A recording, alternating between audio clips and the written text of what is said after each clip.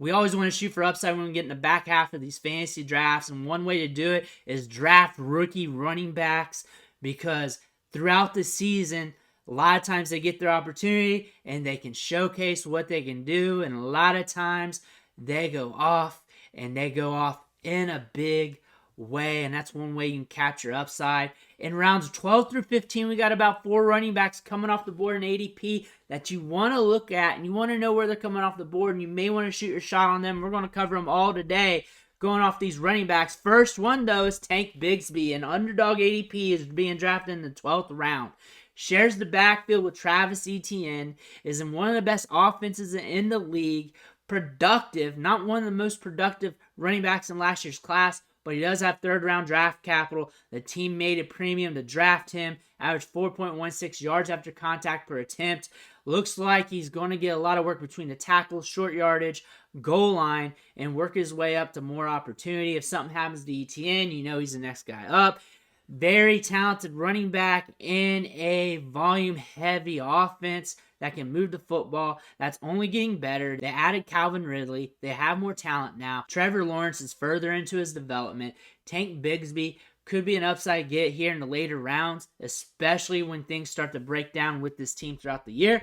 Next running back we're looking at is Kendrick Miller, who's getting drafted in the 12th round as well. A lot of upside with this guy.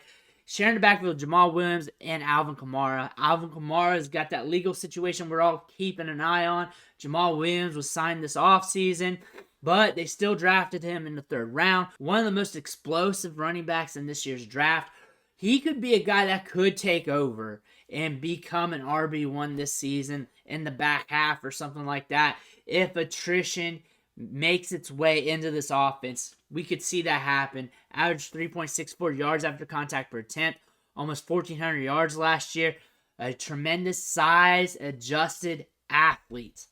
Next running back we're looking at here is Rashawn Johnson, round 13 ADP. So if you couldn't get the first 2 guys, maybe you can get him or one of those backs and one of them if you really want to stack up on rookie running backs.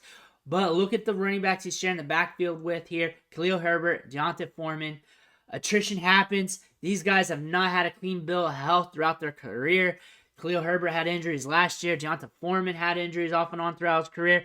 So this could be a situation where he gets his opportunity sooner than later, back into the season, whatever happens. But we're shooting that upside on this player. Tremendous size-adjusted athlete, big running back that can move. He shared the backfield with Bijan Robinson, so he wasn't super productive, but he still averaged 4.28 yards after contact per attempt. You see the film, you see the size, you see the athleticism.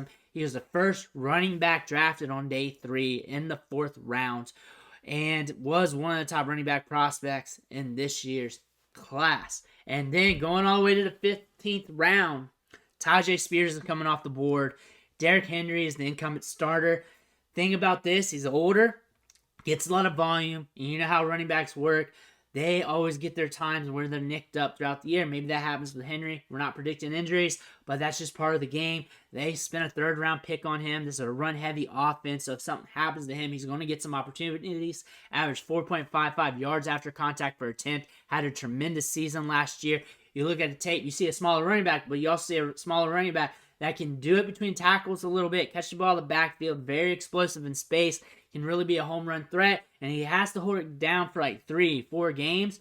You got a running back here, you're going to be very interested. If something happens to Henry in camp, everyone's going to be running to get him in drafts. Right now, round 15 ADP, solid price to get considering what they want to do at the running back position. We saw it last year where they want to incorporate the backup running backs a lot. That could happen with Derrick Henry as well. If something happened to him, we could see Taj Spears step up and be productive.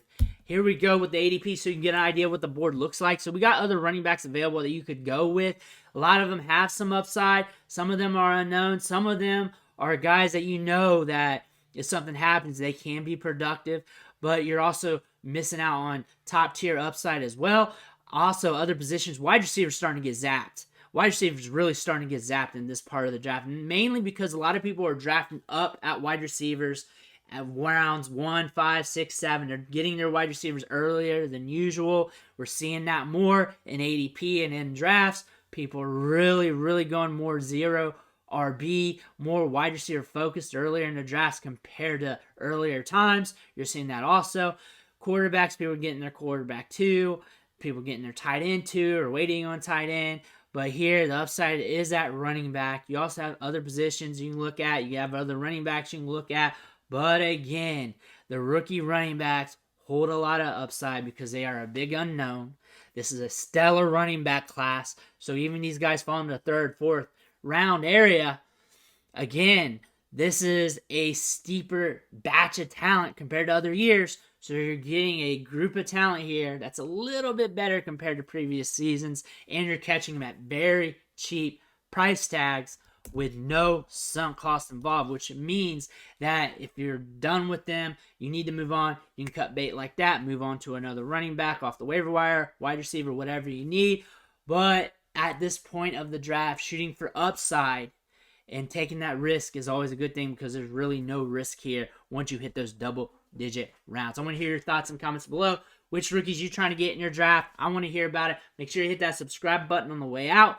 It's only going to help you with your fantasy teams, redraft, dynasty, devy. I want to thank you for watching. Catch you on the next video.